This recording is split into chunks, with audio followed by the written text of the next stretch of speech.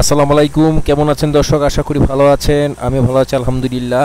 আজকে খুব একটু আনন্দ লাগছে, কারণ অনেকদিন পরে যে চিংড়ি ভুনা, তারপর আপনার ইলিশ মাছ আলু দিয়ে, বেগুন দিয়ে, টমেটো দিয়ে রান্না করার এই তরকারিটা আজকে। আর তার সাথে আরেকটি তরকারি হলো, সেটা হলো পালং শাক দিয়ে কই মাছ রান্না ঝোল ঝোল করে। এটা বাংলাদেশের একটি অত্যন্ত মজাদার একটি রেসিপি প্লাস ডিশ। আজ অনেকদিন পর এগুলি আমি পাক করলাম, খুব ভালো লাগলো।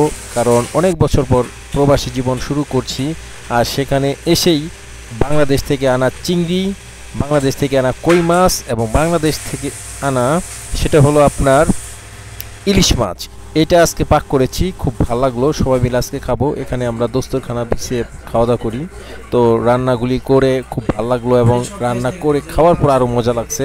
আমরা এই যে সবাই মিলে একসাথে খাচ্ছি, আর সাথে আছে সাদা ভাত।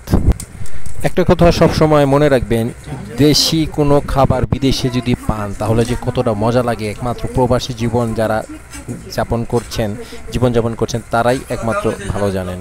তো আমাদের দস্তরখানা বিছিয়েছি সাদা ভাতের সাথে। এখন আমি যেটা আপনাদেরকে দেখাচ্ছি সেটা হলো চিংড়ি মাছ প্রথমে খাবো, এরপর চিংড়ি মাছের পরে আমরা নেব আপনার কই মাছ পালং শাক দিয়ে, তারপরে নেব ইলিশ মাছ দিয়ে সবজি দিয়ে যে রান্নাটা করেছি সেটা। আমাদের এখন ইলিশ মাছের খাবারটা পরে খাই। আগে আমাদের ইলিশ মাছ আছে কিছু জন, এখন তো দেশে ইলিশ মাছের দাম কমে যাচ্ছে, আর ইলিশ মাছটা সবার প্রিয় মাছ। যাই হোক, এই যে পালং শাক দিয়ে যে কই মাছটা রান্না করেছি সেটা আমরা নিয়েছি। এরপরে নিয়েছি ইলিশ মাছ আলু দিয়ে এবং আপনার বেগুন দিয়ে, টমেটো দিয়ে যে রান্নাটা গ্রামে করা হয়, বা আমাদের দেশে যে মাছটা সুন্দর করে রান্না করা হয়, সেটা কি বলবো, আর আনন্দে আর বলার ভাষা প্রকাশ করতে পারছি না। যাই হোক, এই রান্নাটা আমি আজ করেছি, সবাই মিলে খাচ্ছি আমরা। আমাদের জন্য সবাই দোয়া করবেন, আমরা যেন প্রবাসী জীবনে সুন্দরভাবে কাজকর্ম করে দেশের জন্য জানি রেমিটেন্স পাঠাতে পারি বেশি বেশি করে, সেই দোয়াটাই করবেন। আল্লাহ প্রত্যেকই প্রবাসী ভাইদেরকে ভালো রাখেন, সুস্থ রাখেন, এবং দেশে যারা আছেন তাদের সবাইকে ভালো রাখেন, সুস্থ রাখেন।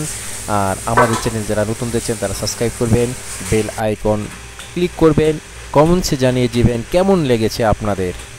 সবার প্রবাসী জীবন ভালো হোক, সুস্থ হোক, সেই প্রত্যাশায় আজকে আমি মোহাম্মদ সাইফুল ইসলাম জুয়েল বিদায় নিচ্ছি। এই পর্যন্তই।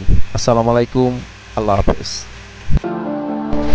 দূর প্রবাসী সৌদি আরব থেকে 50 বাংলা টেলিভিশন সুস্থ সুন্দর বিনোদন প্রচারে।